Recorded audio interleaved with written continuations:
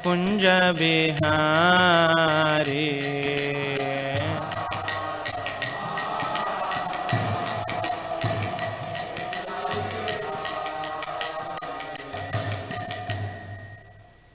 जय श्री हरिनाम संकीर्तन की जय, श्री श्री किशोर किशोरी की जय, श्री श्री जगन्नाथ बलदेव सुभद्रा महारानी की जय, श्री श्री गौर निताय की जय, श्रील प्रभुपाद की जय। ओम नमो भगवते वासुदेवाय।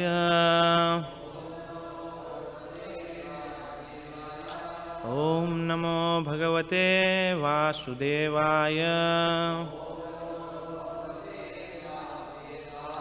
ओम नमो भगवते वासुदेवाय।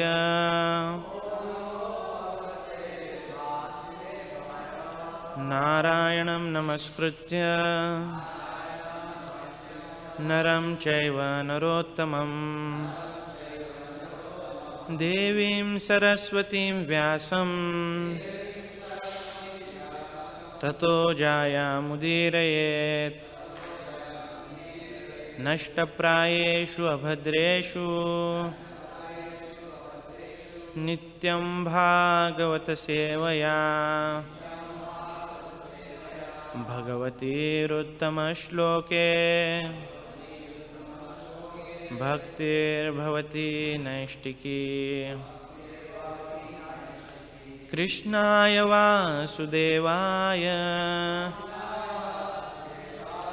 देवकी नंदनाय च नंदगोपकुमाराय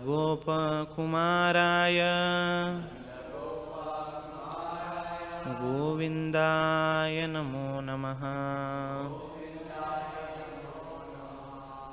Hare Krishna. Reading from Srimad Bhagavatam, Canto 8, Chapter 6, Verse 13. Tam Tvam Vayam Natha Samujjihanam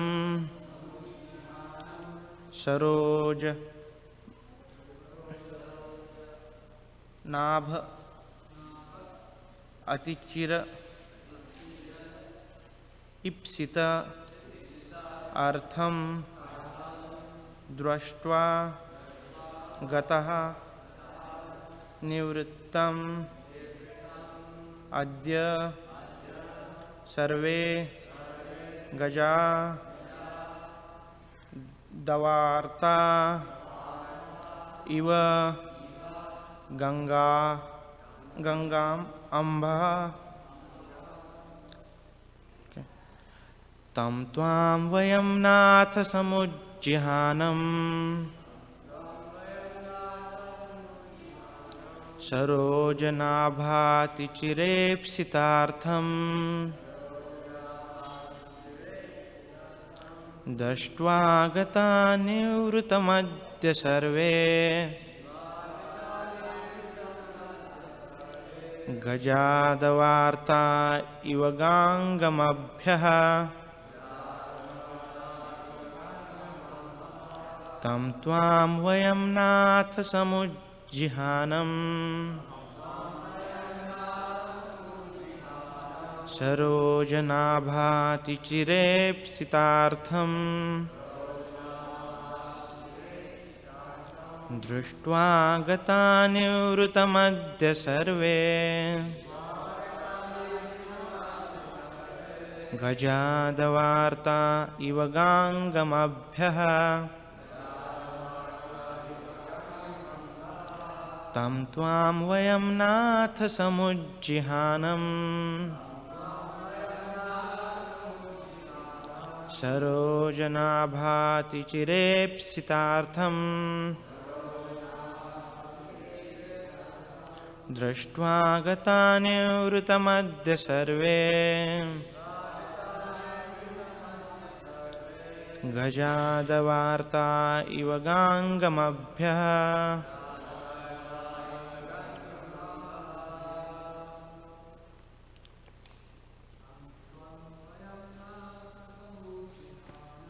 Tam त्वां वयं नाथ समुज्जिहानम्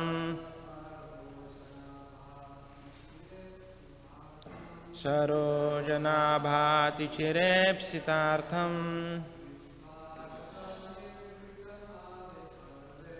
दृष्ट्वा गतानिवृतमद्य सर्वे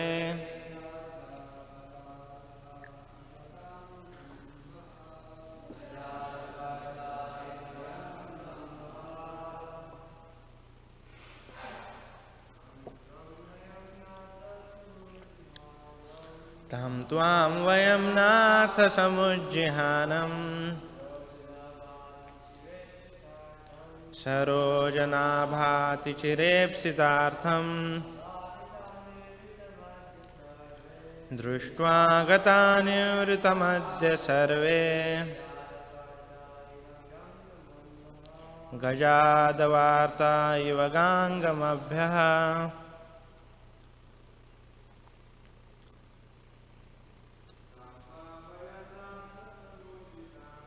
तं त्वां वयं नाथ समुज्जिहानम् सरोजनाभाति चिरेप्सितार्थम् दृष्ट्वा गतानिवृतमद्य सर्वे गजादवार्ता इव गाङ्गमभ्यः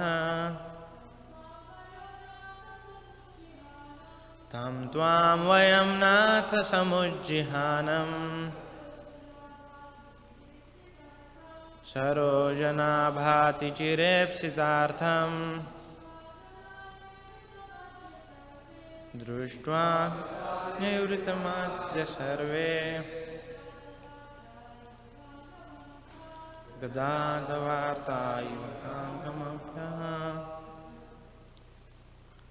ताम् O Lord, Tvam, your Lordship, Vayam, all of us, Natha, O Master, Samujjihanam, now appearing before us with all glories, Sarojanabha, O Lord, whose navel resembles a lotus flower, or from whose navel grows a lotus flower. Atichira, for an extremely long time. Ipsita, desiring. Artham, for the ultimate goal of life. Drushtva, seeing. Gataha, in our vision. Nivrittam, transcendental happiness. Adya, today. Sarve, all of us. Gajaha, elephants. Davarta, being afflicted in a forest fire. Iva, like. Gangam Ambaha, with water from the Ganges. Translation and purport by His Divine Grace, A.C. Bhaktivedanta Swami Srila Prabhupada ki Jai. Translation: elephants afflicted by a forest fire become very happy when they get water from the Ganges. Similarly, O my Lord, from whose navel grows a lotus flower, since you have now appeared before us, we have become transcendently happy. By seeing your Lordship, whom we have desired to see for a very long time, we have achieved our ultimate goal in life. Purport: the devotees of the Lord are always very eager to see the Supreme Lord face to face, but they do not demand that the Lord come before them. For a pure devotee considers such a demand to be contrary to devotional service. Sri Chaitanya Mahaprabhu teaches this lesson in his Shikshashtakam. adarshanam marmahatam karotuva. The devotee is always eager to see the Lord face to face, but if he is broken hearted because he cannot see the Lord, even life after life, he will never command the Lord to appear. This is a sign of pure devotion. Therefore, in this verse, we find the word ati chira ipsita artham, meaning that the devotee aspires for a long, long time to see the Lord. If the Lord, by his own pleasure, appears before the devotee feels extremely happy, as Dhruva Maharaj felt when he personally saw the Supreme Personality of Godhead. When Dhruva Maharaj saw the Lord, he had no desire to ask the Lord for any benediction. Indeed, simply by seeing the Lord, Dhruva Maharaj felt so satisfied that he did not want to ask the Lord for any benediction. Swamim Krutartho Smivaram Nayache. A pure devotee, whether able or unable to see the Lord, always engages in the Lord's devotional service, always hoping that at some time the Lord may be pleased to appear before him so that he can see the Lord face to face. Om Ajnanatimirandhasya Jnananjana Shalakaya Chakshurunmilitam Yena Tasmai Shri Gurave Namaha. Sri Chaitanya Manobhishtam Sthapitam Yena Bhutale Swayam Rupa Kadamayyam Dadati Swapadantikam Vandeham Shri Guru Shri Yuta Padakamalam Shri Gurun Vaishnavamscha Shri Rupam Sagrajatam Sahagana Raghunathanvitam Stam Sajivam Sadhvaitam Savadhutam Parijana Sahitam Krishna Chaitanya Devam Shri Radha Krishna Padan Sahagana Lalita Shri Vishakhanvitamscha Namaum Vishnupadaya Krishna Presthaya Bhutale Srimate Bhaktivedanta Swami Niti Namine Namaste Saraswati Deve Gauravani Pracharine Nirvishesha Shunyavadi Paschatya Deshatarine Jai Sri Pancha Kalpatarubhyascha Krupa Sindhubhyevacha Patitanam Pavanebhyo Vaishnavebhyo Namo Namaha. Jai Sri Krishna Chaitanya Prabhu Nityananda Shri Advaita Gadadhar Shri Vasadi Gaura Bhakta Vrinda. Hare Krishna Krishna Krishna Hare Hare, Hare Rama Rama Rama Hare Hare. Mukham karoti vachalam pangum langayate girim Yatkripa tamaham vande Shri Guru Dinatarinam Paramananda Madhavam Shri Chaitanya Ishwaram. Hare Krishna. So with blessings of all my senior devotees, I'd like to speak something for my purification and for glorification of Lord. So today's verse beautifully it explains that how when the elephants afflicted by forest fire, they become very happy to get water from the Ganges. Similarly, the demigods are praying that, O Lord, by seeing you, we have felt very happy. So the analogies given in Bhagavatam, they are very meaningful. It's not that just for sake of giving, it's given.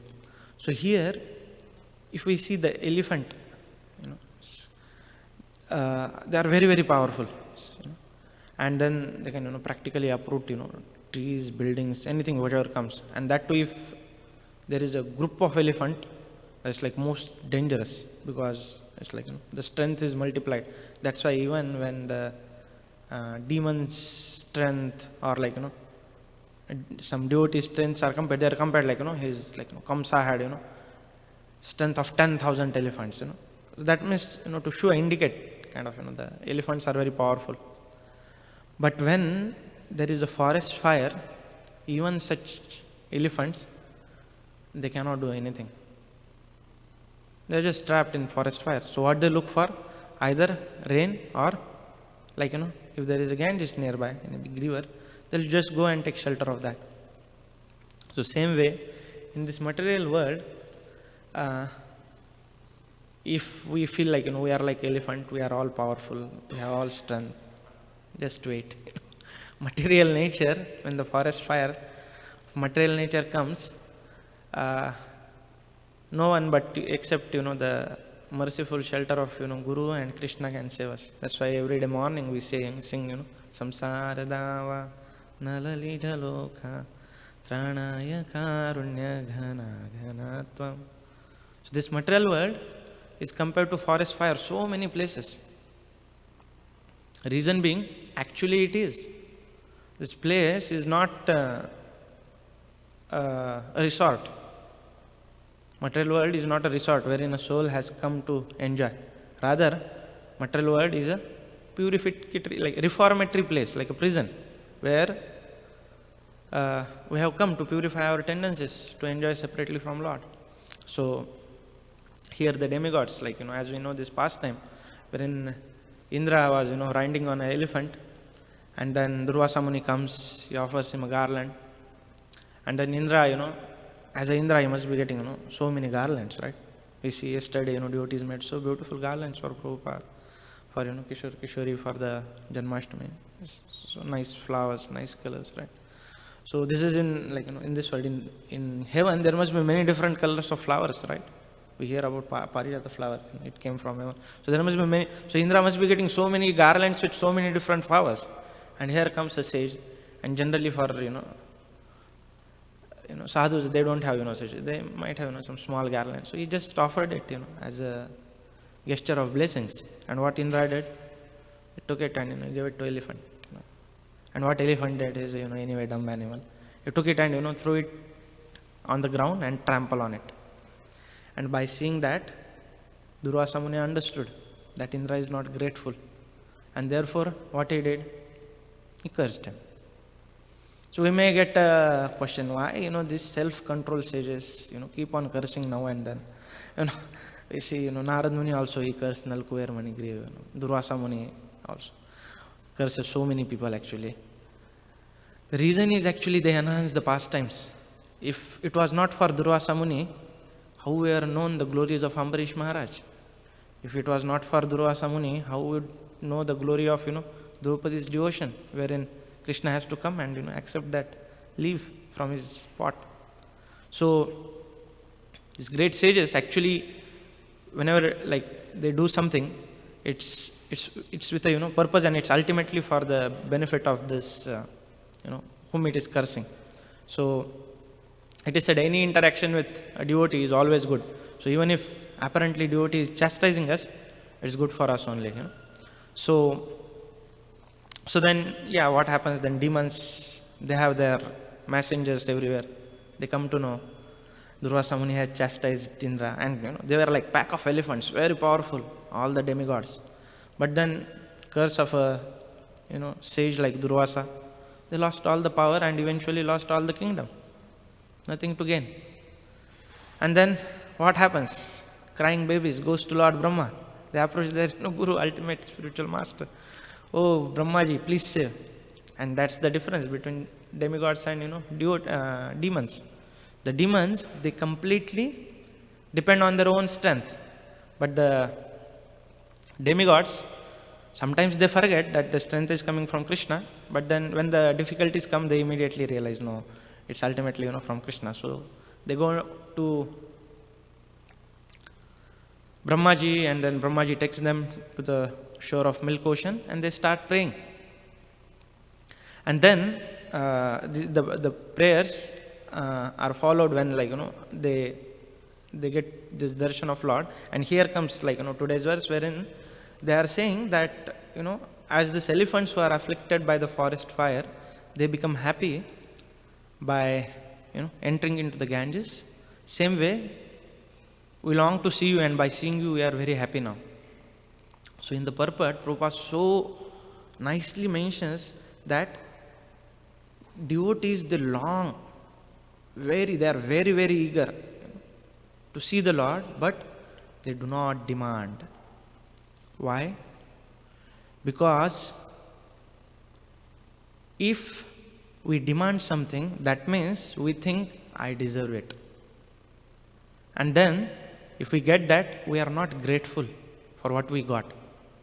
Because anyway, I deserved it, So, what's big deal, Indra must have, thought for some time. I get so many garlands, one more garland, So what big deal in it? But the problem here is, this ungratefulness is not liked by Lord. See, as a person, we all have some likes, right? We like particular sweet.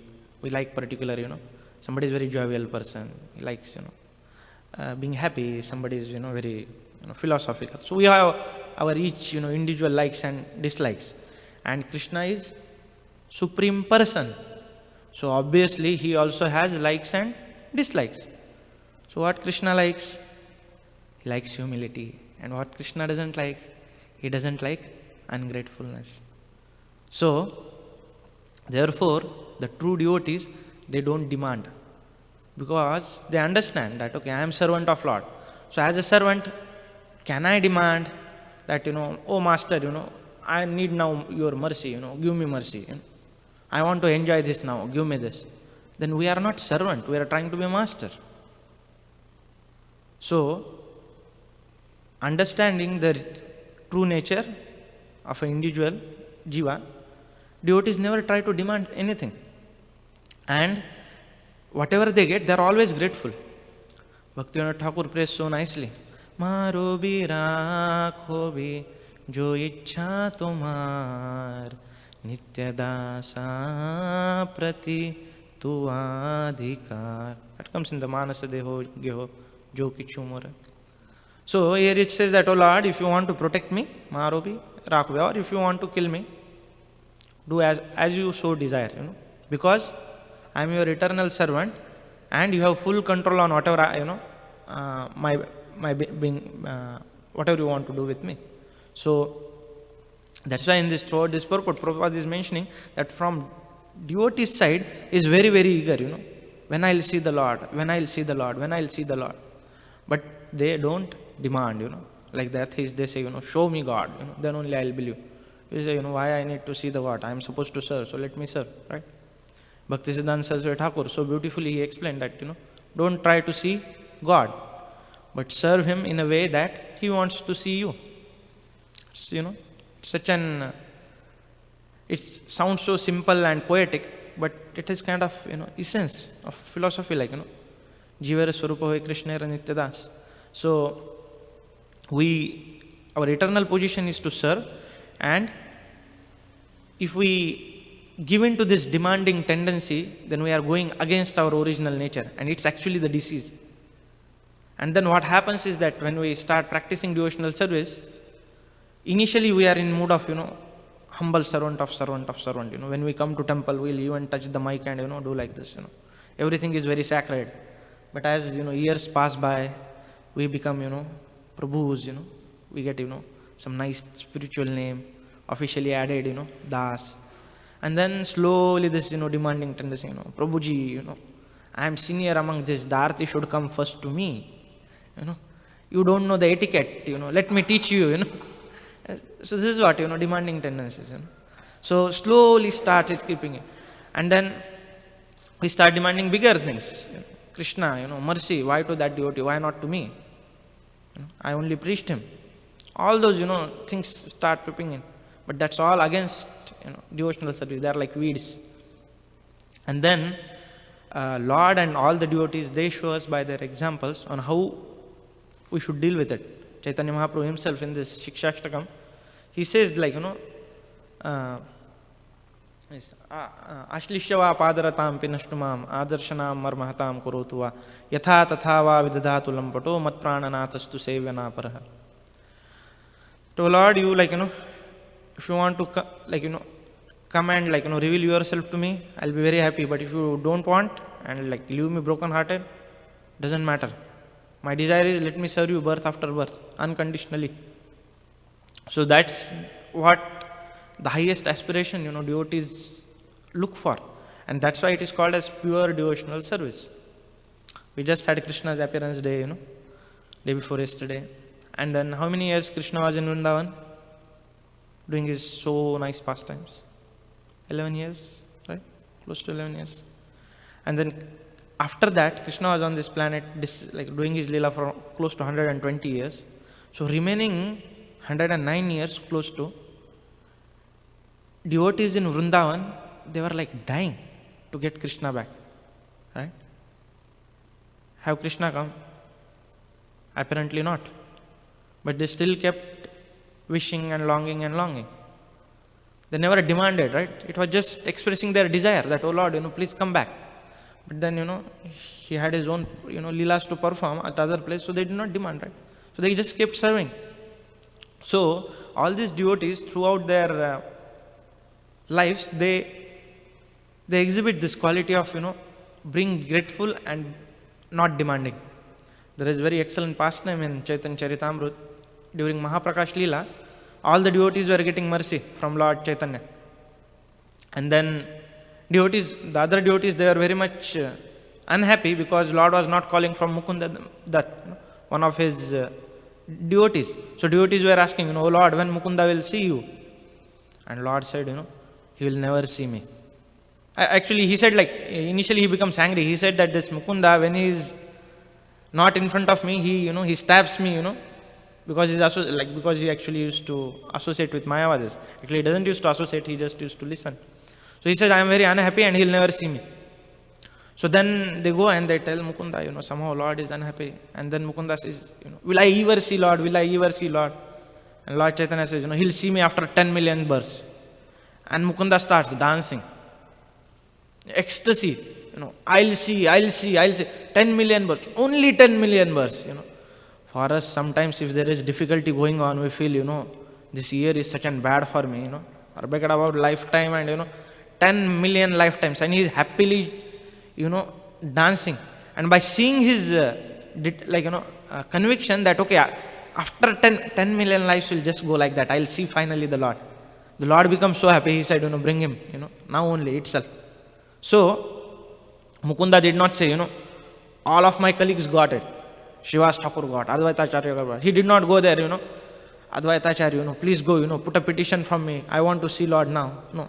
Sometimes happen, right, if you don't get some service or something, We go to, whoever is service authority, we go to his seniors, Prabhu, could you please tell, whatever, right? Whatever maybe, something we want, right? We want something. So, but that was not case with Mukunda. He did not demand. He was grateful. 10 million lives, no issues. I'll wait. That was the patience devotee have, and that's what and then of course the Lord reciprocates.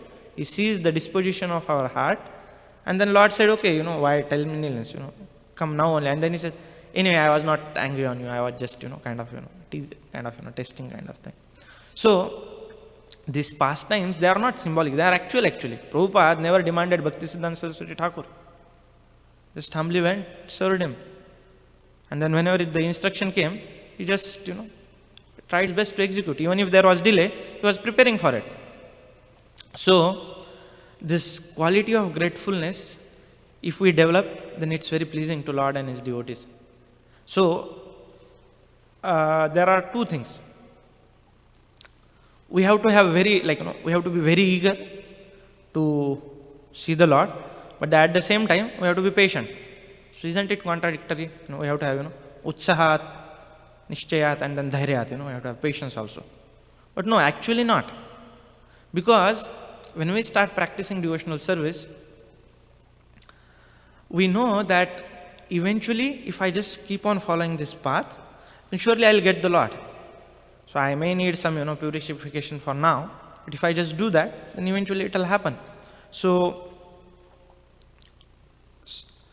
how then the next, question for a sadhaka may come that, okay, I have to be grateful, I have to be patient. How can we develop that? So, the acharyas, they have given us a way.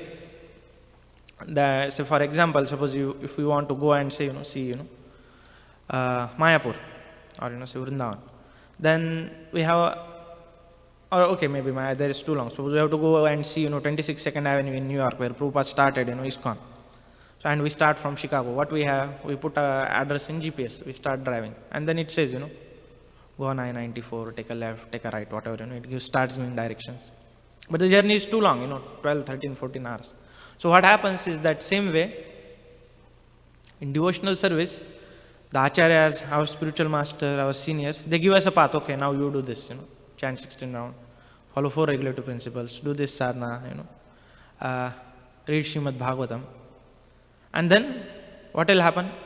First, they'll, the Michigan will come, Indiana will come, where, all the states will come, and then eventually you'll reach New York.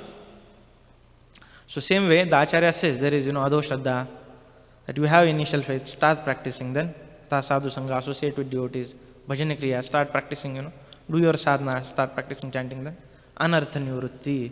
Anartha nivrutti is like that long drive, and then anartha nivrutti is always not the, drive on highways, it's like, full traffic jam.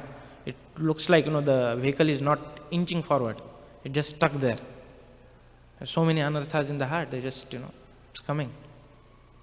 But if we just keep faith, keep continuing, then eventually, guided by the acharyas, we will surely see the Lord.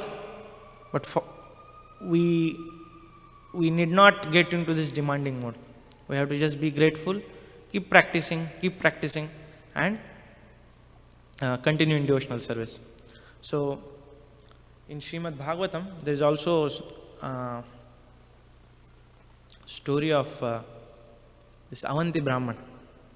So this Brahmana, who initially, actually he was very rich, but he was very stingy. He doesn't used to share, his riches with even his family members.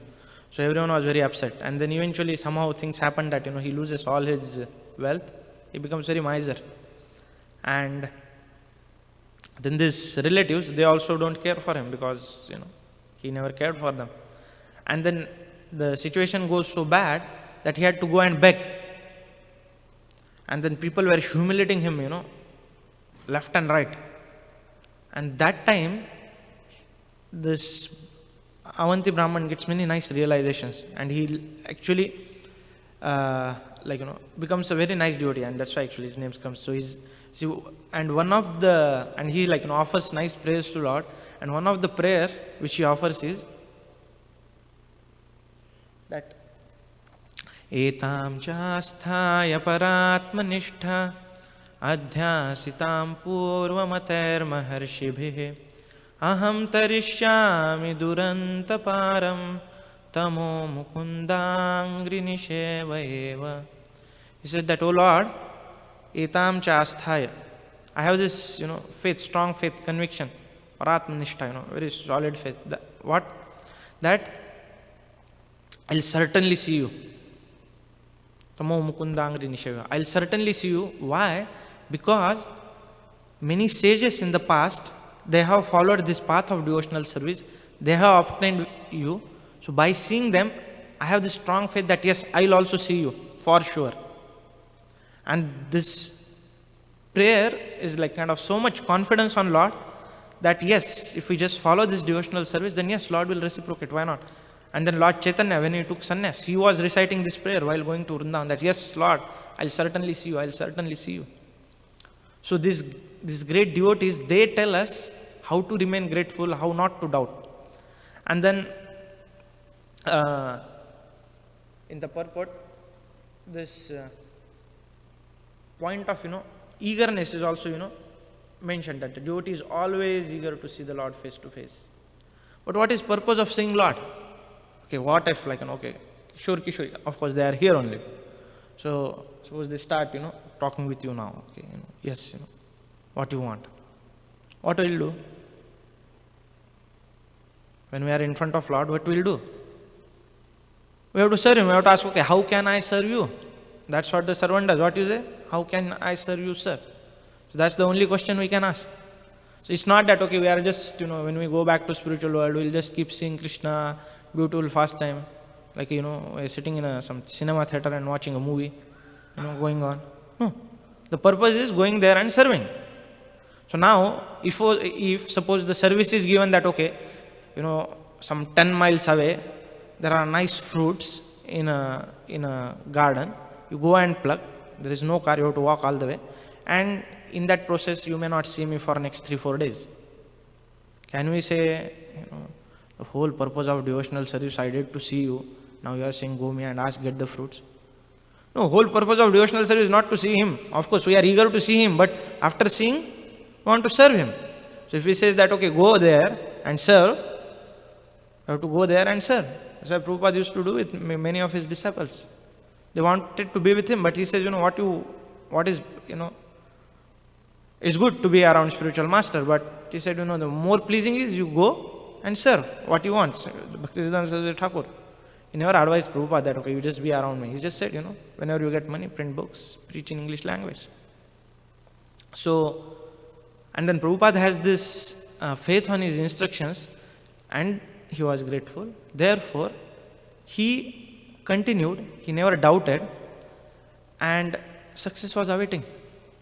There were other disciples of Bhaktisiddhanta Saraswati Thakur who had come to West before Srila Prabhupada. They come to, some went to London, and I think some went to Germany. They tried their best, they come back, and one of them, they said that, Saraswati Thakur Prabhupada, your process doesn't work in Western world. So what that showed? He had a doubt. On the contrary, if we read Srila Prabhupada's prayers, Markandeya Bhagavad Gita, what he says is that, O Lord, I have full faith on your holy name. And I know that you must have some purpose. That's why you have brought me here. So, make me dance the way you want me to dance. As a, Kashthaira Puttali se nachao se mate, nachao se. So, you just, make me dance the way as, the puppeteers dance the puppet. So, that was the faith Prabhupada had. And because of that, and he never doubted his instruction. Otherwise, Prabhupada had, list of, 10,000 solid reasons for not doing this, right? First of all, he tried so much, he did not get a, what can I do? I never got a flight ticket. I tried a lot, I give up. Or, okay, fine, I got a, Jalduta ticket, but what can I do? I got 2 heart attacks. Let me go back. No. Even after coming here, what can I do? I am in this Butler, Pennsylvania. How can I? There are no people around. No, he went to New York. What can I do here? I am staying here. This person came to kill me. I don't have anything. I am practically on the road with my coals in this winter. Let me go back. No. He ever doubted? He never doubted. That was his faith. And he continued. He was very eager to preach this, share this Krishna consciousness movement, because his spiritual master taught. And he had all good reasons and genuine reasons. Nobody in history would have blamed Prabhupada. If he would have said that, I am getting 3rd heart attack, let me, go back, in association of my God brothers back in Vrindavan. Nobody would have even blamed him, right? But why he still continued? Because he had no doubt on instructions of his spiritual master. And because of that, Krishna tested him, and then all success was here. Today, we are happily, celebrating ISKCON 50th.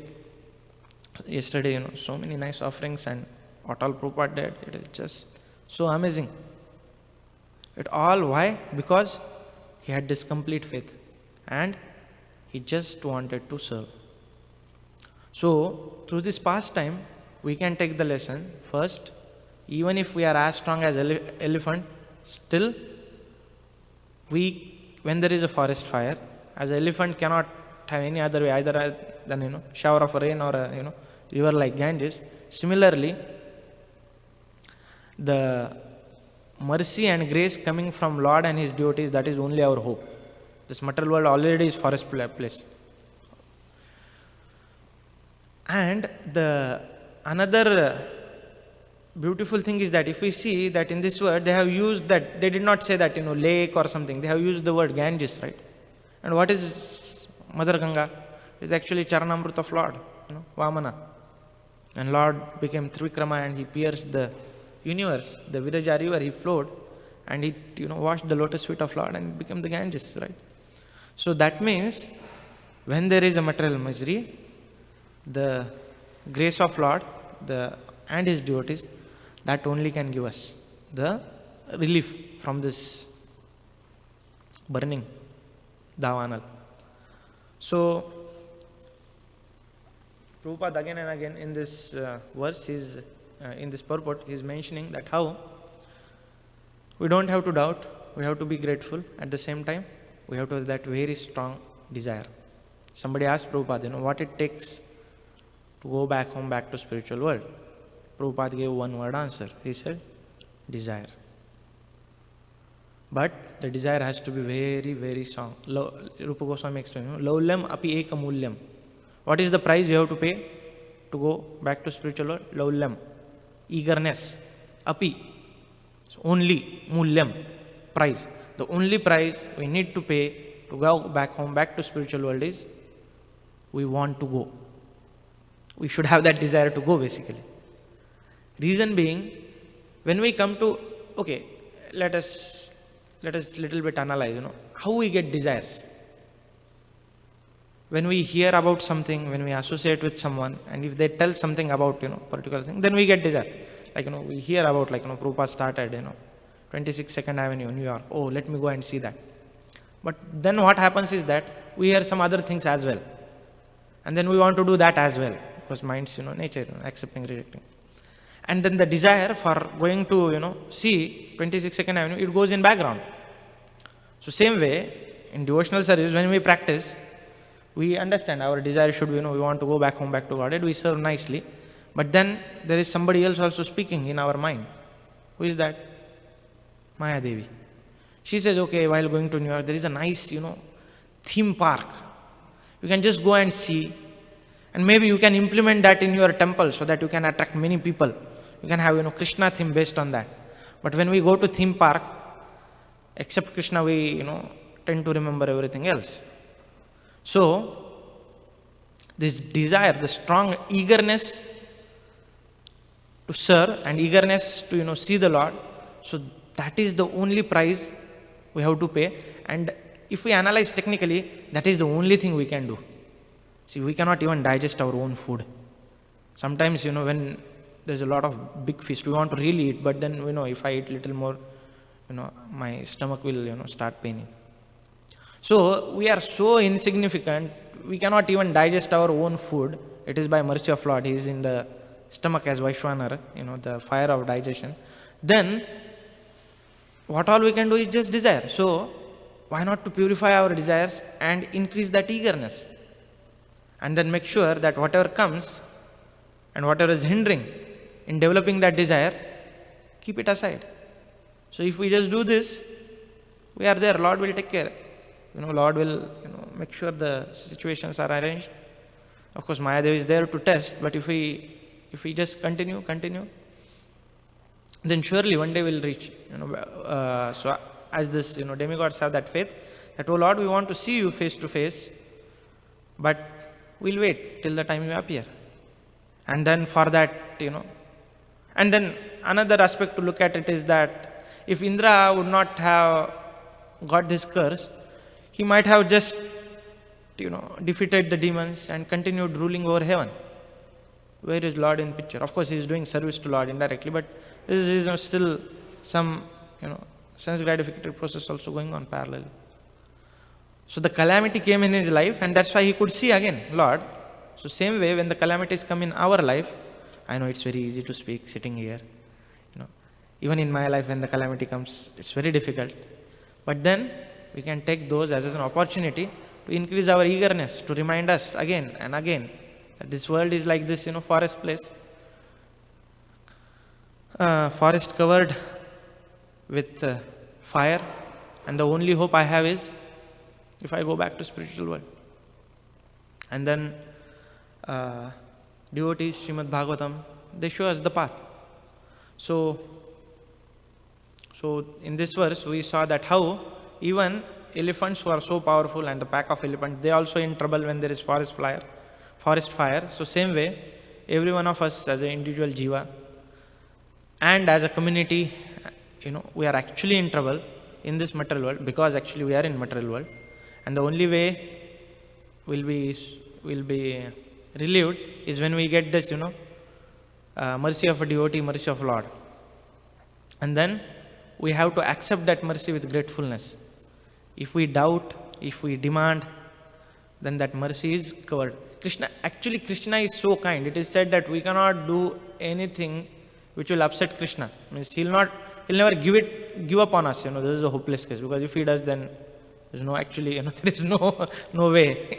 So Krishna is very merciful that way, But the thing is that when we offend devotees, when we, doubt the process, when we are not grateful, then that mercy is covered for some time. And then, we are sent for a little bit cleansing, and then Maya Devi does her, job thoroughly, by giving, left and right, lashes, yeah. So Krishna is already so merciful.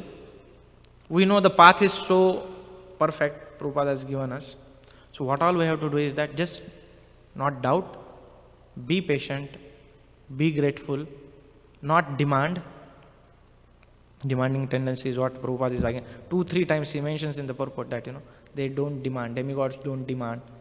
Demigods don't demand to see the Lord. They wait. So same way in our day-to-day life, if we have, of course we can express our eagerness to do particular service, but we need not demand. If we like to do, say, I like to go for a bhoga shopping, but you don't know car driving and you want to drive a car and go for bhoga shopping, you will put temple in bigger trouble. So, okay, you express your desire, and then the devotees who know you, they'll eventually make sure, you are engaged in that particular service. But don't demand. That's what, Prabhupada is telling in the purport. And if we do that, if we are grateful, then surely one day we'll see Lord face to face. Devotees say that, one fine morning we'll be in Golok. Till then, we struggle. We struggle with our mind to remind of us again and again these core principles of devotional service of being grateful, not doubting, and developing this intense desire to serve the Lord, basically not to see the Lord, basically to serve the Lord. And when we serve the Lord, of course, naturally, eventually we'll see that. So with this prayer of Avanti Brahman, that we have full faith that if we just follow this path, and if we just be patient, if we be grateful, if we don't demand, then surely we'll see, Lord face to face one day, and we'll be able to engage in this service. So with this prayer, I'd like to stop. Any questions, comments? Yes.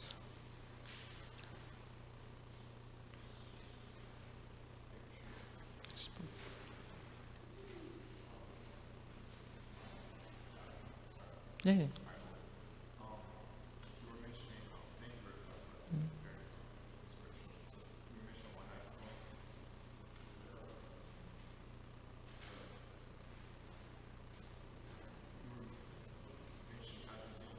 Yeah. So you were mentioning one point of touching the microphone, that when we come to the devotional service, at least for the first time, hello, we see everything as sacred, like you were touching the microphone. And so I kind of meditate on a point that usually when devotees bring us Jagannath Prasadam or Govardhan Shila, we see its sacredness. But a lot of times when we're associating with devotees, even though we're connected with the Lord, sometimes we don't see that connection because sometimes we disagree. So I have a question in regards to that point. Some couple pastimes I really appreciated about your point of demanding. The pastime of Narada Muni and Daksha when they disagree with each other. Daksha and Narada Muni. Narada Muni and Narada Muni. Daksha and Narada Muni.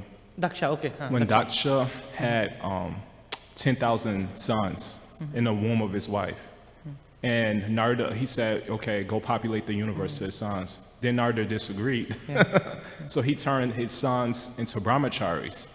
And so Daksha became infuriated. But then he just had another 1,000 children. And then Narada Muni disagreed again. Yeah. And then Daksha became furious. So my question is related to the point of seeing sacredness even when devotees disagree. Because the tendency is that, yes, you're sacred as long as you agree with me. And sometimes we demand agreement. I demand just like Daksha. So, and it's described that Daksha started insulting Narada Muni. But Narada Muni still saw the sacredness. So he not only insulted Narada Muni, he cursed him that you'll travel all over the universe. You won't be able to stay in one place. And Narada Muni still saw the sacredness in that circumstance. He saw, oh, really? I'm grateful. and he wasn't demanding. So my question is, how do we maintain this? Because there's going to be disagreement. We're all different devotees. There's going to be disagreements. But how does one maintain that sacredness that, yes, I disagree, but still, you're sacred part of God. Mamaidam so jiva loke jiva bhuta sanatana. And even worst case, one other pastime I like to mention in this regard is Indra and Vishnu. He was a priest of both the demons and the demigods. But Indra didn't know that, so he was offering benedictions to both the demons and the demigods. And when Indra found out, although he was a demigod, he acted like a demon. He killed Vishnu. So that's kind of our situation, is that when we disagree with somebody, we either want to kill, we don't say that, but kill their character, or, you know, if we didn't have Christian conscience, kill them, like Indra. So how do we maintain that sacredness, which kind of destroys our Christian consciousness? So. Yeah. So just to make sure I understand question correctly, so you mean to say that we see that Narad Muni disagreed with Daksha in the way he wanted the sons to be engaged, and then he did not follow him, but still, like, you know, he saw everything sacred. So how to see, if we want to disagree, then, like, you know, how to see that sacredness in that? Is that correct? Right. So two things. First of all, in case of Narad Muni and Daksha, of course both wanted to serve Lord.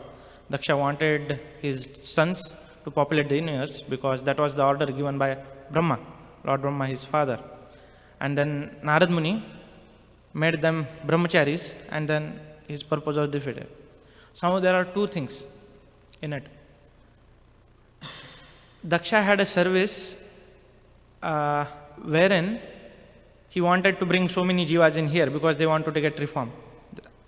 Narad Muni's perspective was, now these jivas are here, let them not further entangle, I want to take them back to spiritual world. So from spiritual perspective, Narad Muni's purpose was higher than Daksha's. Of course, it was also coming from Brahmaji, who is, you know, again pure devotee. But ultimately, even say after you know, populating the universe, the end result, like, you know, brahmachari, vanaprastha, grahastha, brahmachari, grahastha, vanaprastha, sannyas. So after them, they were supposed to go to a forest and perfect their lives. So Narad Muni accelerated that process. No fault on his part, because he was seeing from a higher point of view. Now, in a situation and organization like ISKCON, can we do that? You know, our temple authorities say something, but I have some higher purpose in mind, and can I disagree to do something good, right? So even in a smaller case, basically, yeah. So there are two things.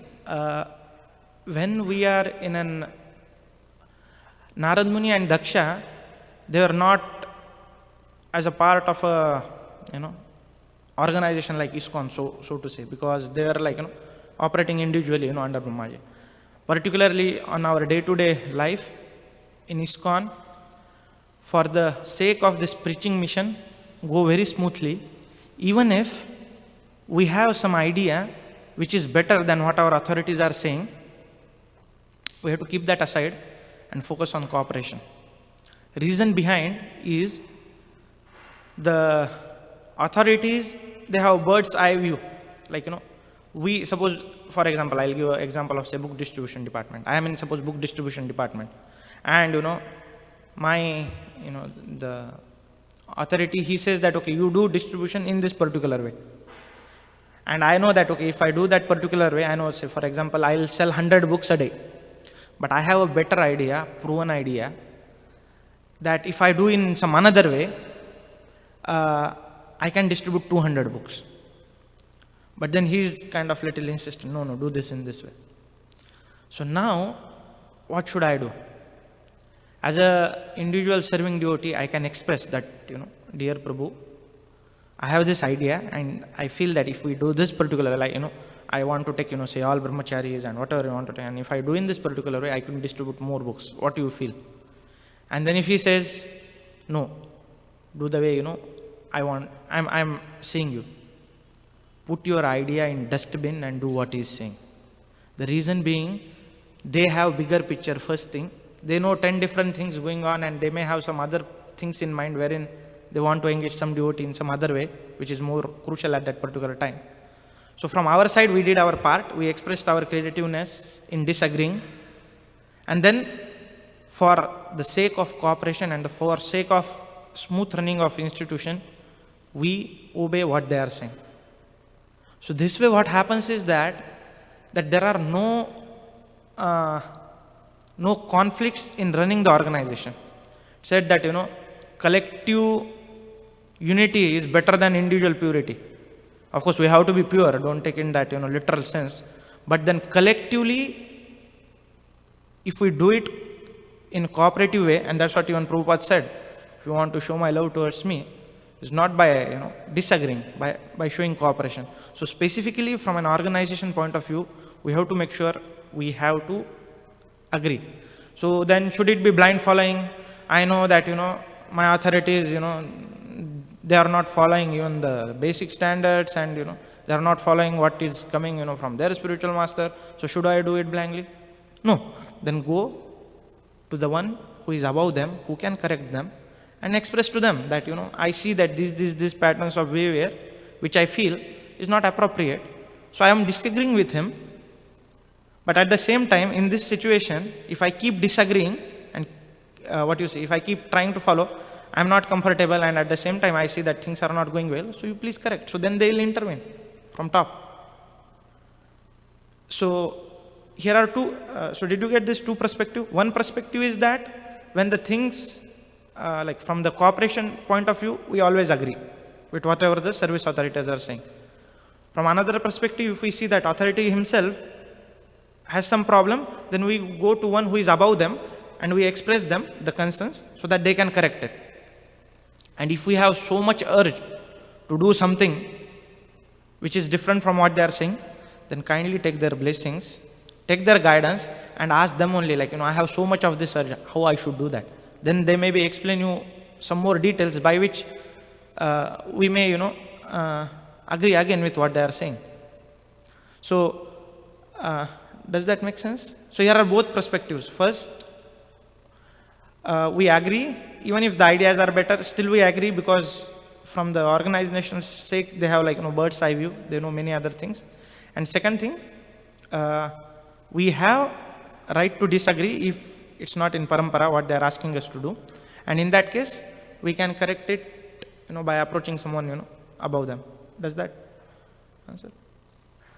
More or less, I'd like to briefly clarify. So even, not necessarily authorities, but even if you disagree with authority, I'm talking about like bhaktas, or not necessarily something as grand as disagreeing, just devotees degrees on it. But my question is basically, even if let's say we do, agree with everything is cooperative, but still internally you're disagreeing. And not only that, you're still committing offenses internally. Okay, I'm doing what you're saying, but I disagree with you. Damn, boom, boom, mode of ignorance. Still. So yes, externally, that's why Bhaktisiddhanta said real humility is never found in an external show of humility. So yes, devotees may externally do things, but they may disagree. And that disagreement may turn into the mode of ignorance where it becomes, So how do we maintain that sacredness, not disagree and disagree? So it depends on what is the topic, because it's very broad term what you are saying about distinct. I may disagree the way, he wears dhoti. I may disagree the way he thinks a particular, like I read a purport. I may like a particular point. He may like some other point. And if we evaluate from philosophical level, my point may be of higher dimension than his understanding, Like say, for example, okay, let me think. Okay, so now when the arati is going on, suppose, it is said that we should not chit chat or something. But then other devotee who comes, he sees some new people and then he introduces them, these are the deities, they are, So in one sense, if we see the lower principle, he is talking during the arati, right? But if we see the purpose for which he is doing is to introduce them more nicely to Krishna consciousness. So, one thing is for sure that if we are very much troubled by some of these disagreements, it's better to go and reveal to that devotee that, okay, because of your, whatever point or behavior, I'm disagreeing and, I feel, little uncomfortable. But, as you said, that we don't have to offend them in any way. So if we are not agreeing, go, express, seek clarification.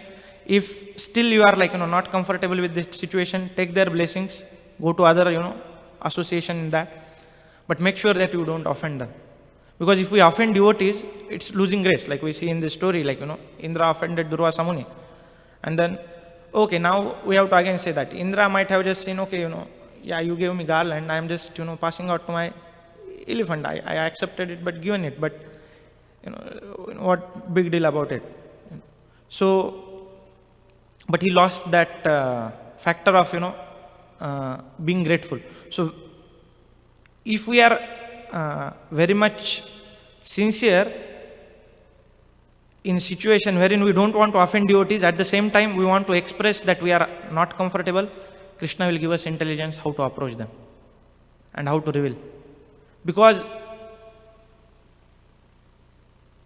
on any pretext we cannot say that I can offend devotee because I disagree or this is a higher philosophical principle. No, we have to keep, we have to make sure we guard against ourselves, against that. So from I think just to summarize, I can just say that, from organization standpoint, we cooperate. If we think that something is not going right, we approach the seniors, we ask clarification, how do I understand this, and get it clarified. And if there is some interpersonal disagreements, we go to that devotee, we clarify. And one more thing is, if somehow, if we feel that if I come in contact with devotee, there will be agreement, just keep a respectful distance to save yourself and to save that devotee also from committing offenses. Because yes, there are personality traits every one of us has, and somebody may there can be some devotee is very jovial, always laughing, jumping around. And there can be some devotee who is, very serious, always in deep thoughts and meditative. Now, if they come together, there has to be clash. Now, both are practicing devotional service, but both cannot practice together. So then better, not to come together, just, be in your own. So that's why he said, being with like-minded devotees, and then go. So it has to be more of a, kind of balance. We don't have to blind follow also. We have to keep our intelligence on to make sure that, whatever instructions also we are getting, that's in parampara. And at the same time, we don't have to go to other extreme wherein I say that, no, my idea is best, so let me defy everyone else. I'm expert in this. So, you want to add something? Yeah. I hope does that make sense? Yeah. Yeah. One thing that can be added is, like in the case of Daksha and Narada,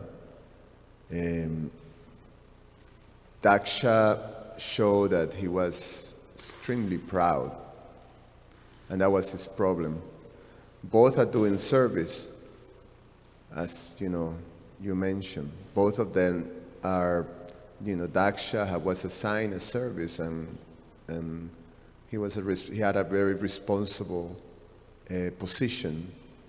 And Daksha means expert, so he knew how to do his service, but he was extremely proud.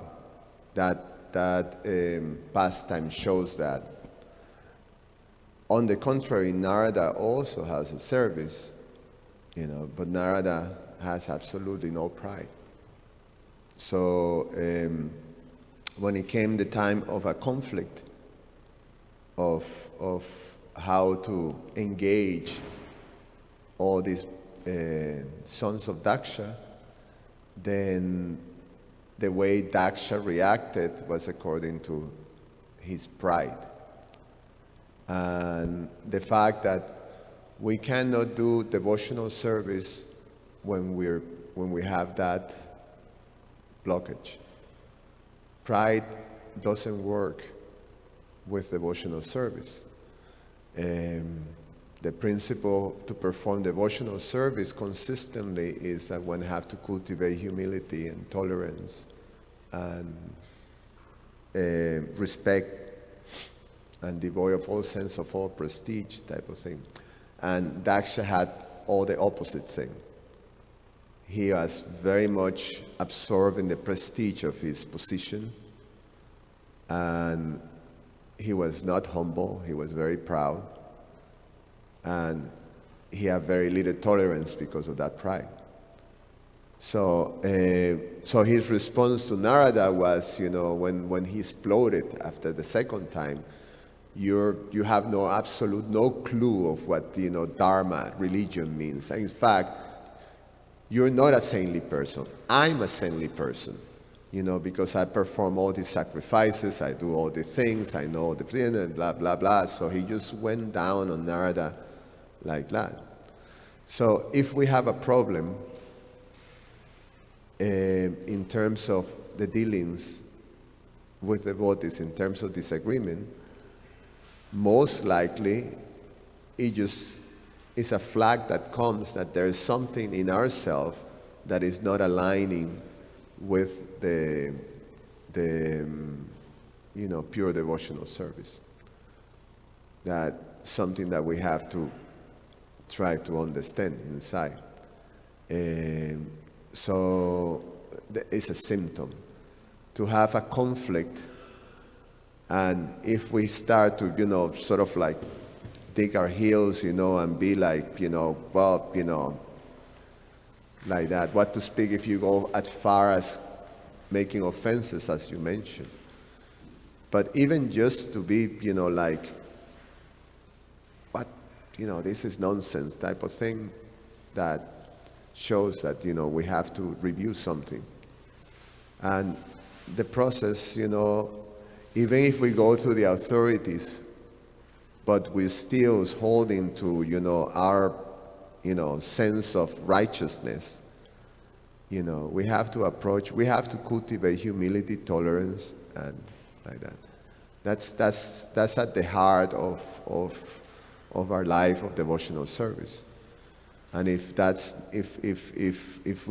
we feel that we have to, assert ourselves with that, to make sure that my way is sort of put in place, then there is something that we have to correct.